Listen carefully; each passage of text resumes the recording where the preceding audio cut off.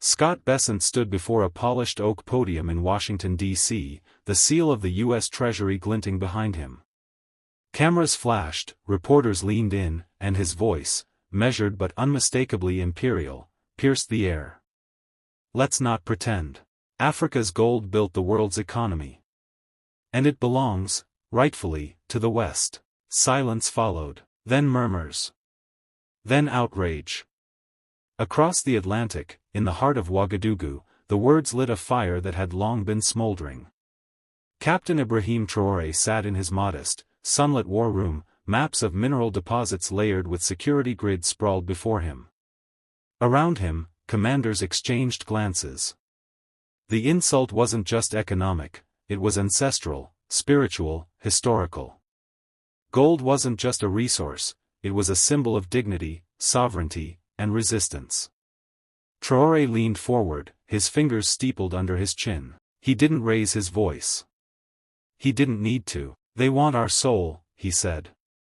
But they'll get our steel first. In the West, Bessent's remarks were already stirring headlines. Financial outlets praised his strategic realism. Military think tanks whispered of resource-backed interventions. Old colonial instincts were waking up in polished suits and algorithmic trade routes. But Traoré wasn't playing their game. He sent no diplomats, no soft statements. Instead, he boarded a military helicopter bound for the Liptako gold belt. The cameras caught only one moment, Traoré stepping onto the rich red soil in his combat boots, surrounded by villagers who held up handmade signs that read, "Not yours." Meanwhile, across Burkina Faso, artisanal miners, once ignored, were given protection, new tools, and training. Gold would no longer leak through French banks or Swiss vaults. It would stay in Africa. It would feed African mouths, build African cities, defend African children. And as the world watched, uncertain whether Bessent's words were a policy threat or a reckless provocation, one thing became clear: Africa was no longer waiting for permission to rise. And Traoré was no longer alone. The deserts of Sahel weren't just sand and silence anymore, they buzzed with purpose. Under the scorching sun, convoys of armored trucks rolled across ancient caravan routes, not in search of war, but to fortify gold-rich zones long ignored by past regimes. In Traoré's words, these weren't just mines, they were monuments to a buried future. Satellite images picked up something unusual. What once looked like abandoned pits and makeshift digging sites now gleamed with reinforced compounds, drone surveillance pads, and solar-powered refining stations. Western intelligence flagged it: militarization of resources. High alert. In Washington, Scott Bessent convened a closed-door summit with defense contractors and IMF representatives. Charts lit the room, gold prices spiking, African trade corridors shifting, new mineral-backed digital currencies in development. He slammed a folder shut and said what many feared but few dared voice. If we lose Africa's minerals, we lose the next century. But back in Ouagadougou, Traoré didn't wait for the next century. He moved like a man with fire on his heels and a map carved into his mind. His plan was not reaction, it was resurrection. He addressed his nation in a televised broadcast unlike any before. No flags, no pomp, just a dimly lit command center and a man who spoke with volcanic calm. They drew borders in Berlin. We draw boundaries in blood. And this time, our gold draws the line. Traoré announced the Sovereign Resource Protection Accord, a pact between Burkina Faso, Mali, and Niger. Any attempt, military or economic, to seize gold from one, would be treated as an attack on all. And for the first time, African forces, not UN troops, not French advisors, would guard the continent's veins. The West responded with veiled threats. Sanctions were drafted. Media outlets ran headlines like, "The New African Isolationism." But something had shifted. Young Africans weren't flinching. They were rallying. In Ghana, students held up banners reading, "Our ancestors were buried in gold. We won't be buried in debt." In Nigeria, artists painted murals of Traoré standing on a mountain of gold, shield in one hand, soil in the other. Even in Paris, African youth marched, not for visas, but for dignity. Scott Bessent may have had Wall Street behind him, but Traoré had something older, deeper, and harder to break, a continent waking up. In a penthouse office overlooking the Potomac, Scott Bessent stood before a wall-sized digital map of Africa. Each red pin represented a confirmed mine. Each blinking light, a financial foothold fading. His aides watched as he stabbed a finger at the Sahel. This is no longer about gold, it's about power, and Traoré just rewrote the rules. Behind him, a war of numbers raged. U.S. Treasury analysts issued warnings. Gold-backed African trade was destabilizing dollar dominance in the region. African central banks were forming joint reserves, shielding themselves from IMF chokeholds. Worse yet, whispers of a Pan-African blockchain currency, anchored in physical gold, were becoming reality. Bessent's plan crystallized. Not tanks. Not drones, but economic sabotage.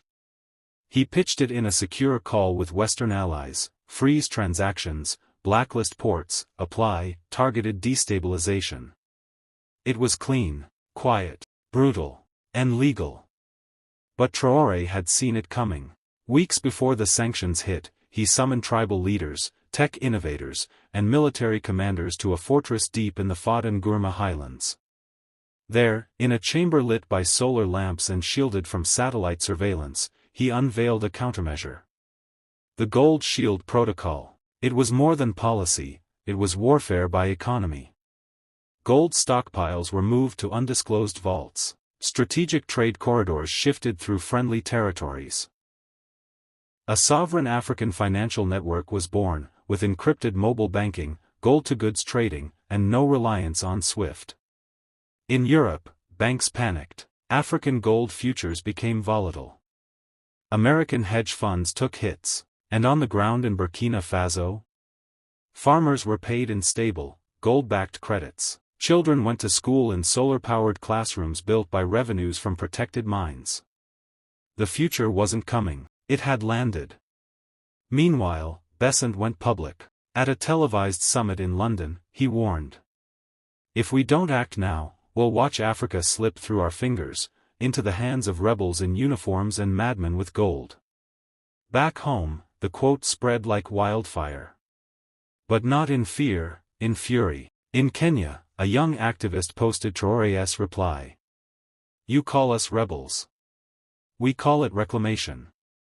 The world wasn't just watching anymore. They were choosing sides. The sun burned high over Ouagadougou as Traoré stepped onto the marble steps of the new Ministry of Natural Sovereignty. Behind him, flags of 30 African nations waved, not out of symbolism, but out of allegiance. A joint declaration had been signed: no more foreign extraction without African oversight. Gold, cobalt, lithium, no longer colonial spoils. Now they were sovereign arms in a war waged without bullets. Meanwhile, in Washington, Scott Bessent stared at the latest satellite reports. Dozens of Western-operated mines had gone dark. Not sabotaged. Not abandoned. Nationalized. The mineral veins were no longer feeding European vaults, they were building African infrastructure, funding schools, repairing dams, creating a future that no longer asked for permission. The trigger? A single video clip. Leaked by a whistleblower inside Bessent's office, it showed the Treasury Secretary pointing at a photo of Traoré, sneering. He's a soldier with a shovel. Let him dig his own grave. But Traoré didn't flinch. At a press conference broadcast live across the continent, he leaned into the microphone and answered calmly. I've dug graves before. For tyrants. For traitors. I have room for one more. The room froze. Bessent tried to spin it, calling it rhetorical bravado. But it was too late. The continent had heard its war cry. Miners laid down foreign contracts and picked up national ones. Scientists returned from Europe to engineer extraction technologies with open-source transparency. Even traditional kings, once sidelined, stepped forward as protectors of sacred lands, turning ancient customs into modern stewardship. In the Sahel, the sands shifted, literally. New satellite footage showed land once eroded by illegal mining being reborn into sustainable zones with solar farms and vertical agriculture, all backed by gold. At the United Nations, a stunned American ambassador confronted Traoré, whispering, "Do you really think you can beat Wall Street?" Traoré didn't smile. He simply raised a worn leather pouch and poured its contents onto the table. Nuggets of raw, gleaming gold. "This isn't Wall Street," he said. "This is Earth's answer." And suddenly, the West realized, it wasn't just one man they were fighting. It was a continent that had finally remembered its worth. The financial floors of Manhattan trembled not from earthquakes, but from a ripple of dread. Scott Bessent's private call with IMF officials had leaked. His voice was measured, but the desperation was unmistakable. If Traoré gets the AU behind him, it's over. We lose leverage. We lose Africa. The recording wasn't a revelation, it was confirmation. Africa had leverage now, and Scott Bessent's nightmare was just beginning. Across the Atlantic, inside a low-lit strategy hall in Ouagadougou, Ibrahim Traoré met with leaders not of governments alone, but of generations. Elders from Mali, engineers from Ghana, environmentalists from Congo. Each held a seat.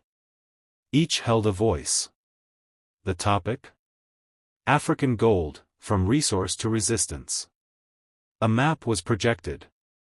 Not the kind taught in European textbooks, but one that revealed mining corridors, smuggling routes, ghost ports, and unregistered Western-controlled extraction zones. Red lights blinked on key territories, proof of the silent theft of a continent. Traoré didn't point at the map. He pointed at the faces in the room. This is not about gold. It's about who decides the future of the child who walks past that mine every day. In silence, hands rose. One by one, agreements were made. A Pan-African gold reserve would be established. Not in dollars. Not in euros.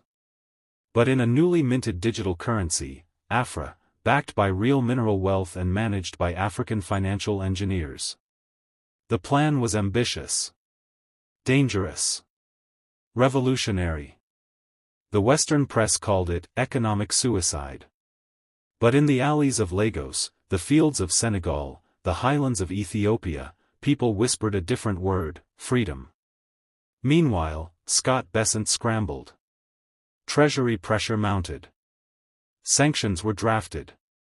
CIA analysts proposed covert destabilization. An emergency NATO summit began planning protective partnerships in mineral-rich zones. But the continent had anticipated every move. Traoré, with his military precision, had built a firewall not of code, but of unity. Mines were guarded not by mercenaries, but by local communities. Trade routes were rerouted inland. Foreign bribery met silence. At the UN, as Bessent prepared his next speech, one warning of unintended economic consequences, Traoré sent a brief note ahead of his own address. A single sentence. You built empires on stolen gold. We're building nations on truth. He didn't need applause. The silence was louder. Scott Bessent arrived in Geneva under heavy security, the corridors of the World Economic Forum buzzing with tension. Lanyards glinted under chandeliers, badges read, stability, development, security. But every diplomat in the room knew, Africa was rewriting the rulebook, and the old players didn't have a copy. Bessent took the stage to murmurs. His voice, controlled, firm, sought to calm markets, not people. Africa's wealth must remain integrated into global frameworks. Isolation benefits no one. Cooperation must follow established norms. It was diplomacy laced with arrogance. The implication was clear: the West still held the pen, and Africa was scribbling in the margins. But Ibrahim Traoré wasn't just scribbling. He was drawing new borders, new rules, a new map. One where extraction no longer meant exploitation. When his turn came, Traoré didn't wear a tailored suit. He wore Burkina Faso's combat uniform, not to provoke, but to remind. We didn't bring gold to Geneva. We brought memory. The room stiffened. Screens behind him lit up, not with charts, but with photos, children washing rocks in poisoned rivers, grandmothers with empty bowls outside fenced mining zones, soldiers guarding Western trucks while villages starved. Then, mines once looted, now run by locals. You see chaos, Traoré continued. We see order, restored. He outlined Africa's new alignment. A continental gold alliance, rotating leadership every 12 months, answerable to no Western bank. A digital currency, Afra, already live in Mali and Ghana, with Nigeria preparing integration. Mining schools, funded not by France or the IMF, but by royalties finally staying in Africa. Journalists' fingers froze above their keyboards. IMF officials exchanged looks. Bessent's jaw tightened. He knew what Traoré had just done. This wasn't rebellion, it was infrastructure. And then the moment that broke the silence, Traoré held up a piece of raw, unrefined gold. This is not your insurance policy anymore. This is Africa's mirror. If you see your greed in it, that's not our burden. The room didn't applaud. It stood. Behind the scenes, US and French envoys scrambled to arrange emergency dialogues. Constructive engagement, they called it. But back in Ouagadougou, the people were already marching, not in protest, but in celebration. For the first time in generations, Africa wasn't reacting. It was dictating. In the wake of Traoré's seismic speech, Scott Bessent returned to Washington with a fire behind his eyes, not the fire of defeat, but of retaliation. Within 48 hours, the U.S. Treasury Department issued an emergency directive, freeze financial access to all African nations participating in the Continental Gold Alliance. Swift blocks. Visa suspensions. Commodity shipment holds. The tools of empire, sharpened once again. At a press conference, Bessent stood beside the American flag and declared, "We will not allow rogue regimes to destabilize global markets. This is not about gold. This is about responsibility." But behind the polished rhetoric, the reality was clear. America had just declared economic war on Africa's sovereignty. Back in Burkina Faso, Traoré met with his ministers beneath a canopy of mango trees, no marble halls, no red carpets. Just warriors of policy, farmers turned economists, engineers turned strategists. The U.S. blockade was expected. But Africa had already pivoted. The Afra currency surged in adoption. Mobile apps translated digital gold into local food vouchers. In Mali and Guinea, farmers were now paid in gold-backed credits. In Nigeria, crowds lined up not for American dollars, but for Afra coins sealed with tribal emblems. What was meant to be economic strangulation became a revolution in circulation. Traoré addressed the continent in a live broadcast, standing atop a hill overlooking a new solar-powered refinery in Kédougou. His words didn't tremble, they thundered. Let the West hoard paper. We will build with stone. Let them sanction our breath, Africa will breathe through its own lungs. Meanwhile, in New York, Bessent faced pressure from inside. Wall Street wasn't happy. Gold futures were in chaos. The IMF's emergency session broke into shouting matches when Angola and Ethiopia announced they'd withdrawn from debt restructuring talks. The dominoes were not falling, they were rising into a wall the West could no longer climb. At the United Nations, delegates who once ignored Traoré now requested closed-door meetings. Even European nations began to question whether aligning blindly with U.S. sanctions was strategic suicide. And then came the final twist. Venezuela and Iran offered to back Afra with oil. China and Brazil hinted at trade swaps using the currency. Scott Bessent had tried to isolate Traoré. Instead, he had internationalized him. Africa was no longer begging for entry into the global order. It was rewriting the entrance requirements. Washington had miscalculated. Scott Bessent thought he was choking a continent. What he didn't realize was that he was fueling a movement. As Western banks tightened their grip, African communities loosened theirs from dependency. What emerged wasn't collapse, it was clarity. Across the Sahel, new trade routes emerged, not through ports, but through encrypted blockchain channels, connecting miners in Burkina Faso to markets in Jakarta, Istanbul, and Sao Paulo. The Afra currency, once dismissed as a nationalist stunt, was now the center of global curiosity. Economists who once laughed at the idea were now publishing papers titled, "The Rise of Post-Colonial Monetary Sovereignty." Inside a G7 emergency summit, Bessent pounded the table. France and Germany were hesitant. Italy outright refused to escalate. Even Canada questioned the wisdom of isolating an entire continent. "He's not just a president anymore," whispered a delegate. "He's a symbol." Traoré, meanwhile, stood in Dakar beside engineers from Senegal, Mali, and South Africa. Behind him, a gleaming new data center powered entirely by solar grids and cooled by subterranean aquifers. "We build in sunlight," he said, "while they hide behind smoke." But what shook the West most wasn't Traoré's infrastructure. It was his defiance in diplomacy. At the African Union Summit, Traoré proposed a new doctrine, resource sovereignty and defensive alliance, a pact that declared any military aggression or economic sanction against one African gold nation would be considered aggression against all. A collective shield forged from centuries of fragmented resistance. The doctrine passed unanimously. It was a message to the world: Africa would no longer be a collection of pawns, it would be a coalition of kings. Back in Washington, Bessent faced something he hadn't expected: silence. No applause from allies. No eager press. Just mounting pressure from American business leaders now frozen out of African trade. "We're losing access to $4 trillion in untapped resources," screamed one oil executive on CNBC. And all because of one man in fatigues. But that man, Captain Ibrahim Traoré, was unbothered. In a televised interview, he smiled and said, "They called us rebels. But we are reformers. They built empires on our gold, now we build nations with it." And just like that, the conversation in boardrooms shifted.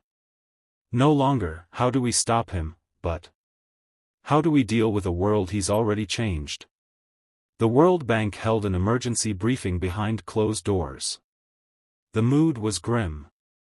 Scott Bessent paced the room, graphs projected behind him, commodity prices unstable, gold futures rattled, African bond markets mysteriously resilient. "This shouldn't be possible," he muttered. "We've cut their aid. Frozen accounts. Sanctioned trade. And yet, he's gaining ground." Because what the West didn't factor in was unity. From Ghana to Guinea, across Senegal and Tanzania, nations once divided by language and borders were now bound by a singular idea, that Africa's wealth no longer belonged in vaults beneath London or New York. It belonged in the soil that birthed it, and in the hands of its children. And Traoré had become more than a leader. He had become a movement. In Ouagadougou, a crowd of hundreds of thousands gathered in front of the Parliament building. Children wore shirts that read, "Over my dead body." Teenagers painted murals of Traoré standing on a mountain of gold, while Western vultures circled above. The message was clear: you will not steal from us again. Even more damning for Bessent, global allies were splintering.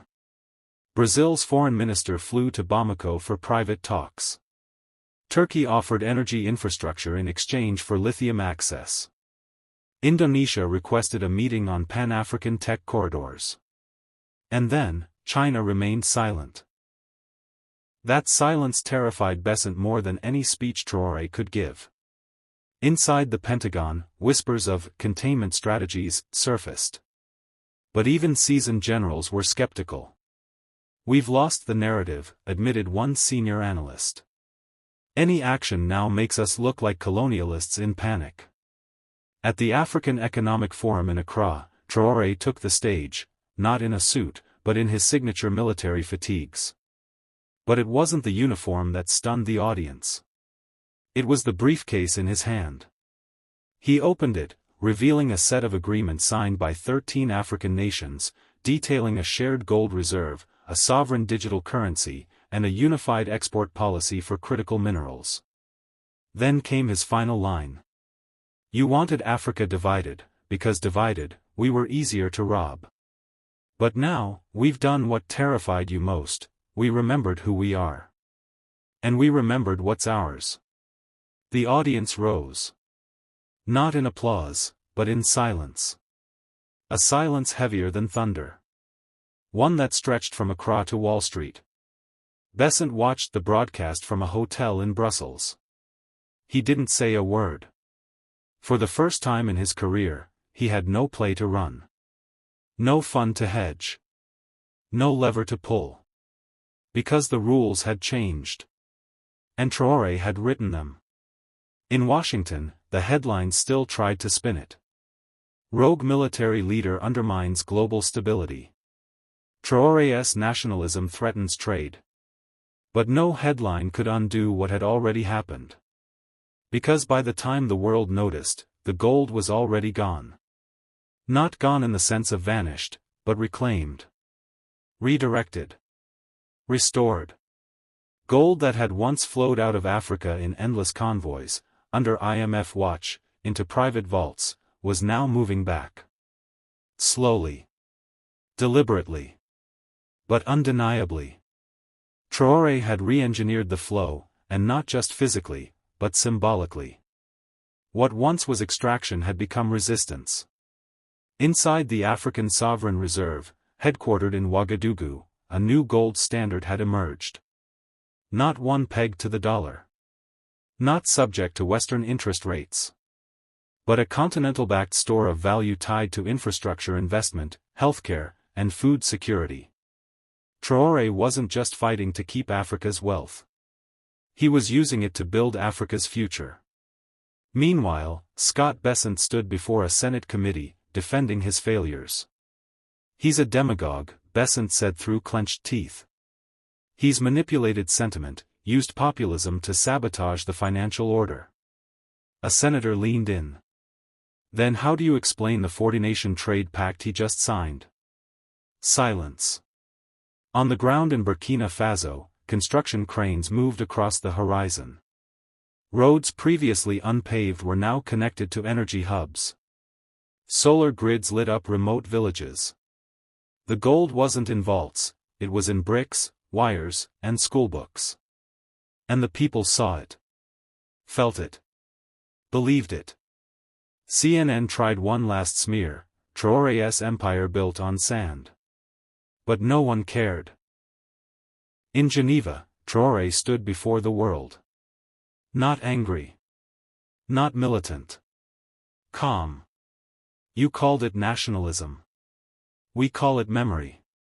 Memory of how you took everything. Memory of how we were taught to feel small. That era ends now, not with war. But with dignity, vision, and unity." A hush fell across the chamber. Delegates glanced at each other, some ashamed, others unsure. But none challenged him. And as Traoré stepped down from the podium, a young African intern whispered, "Thank you." That was the moment the world realized something terrifying. Africa wasn't waiting for permission anymore. It had stood up. And it wasn't sitting back down.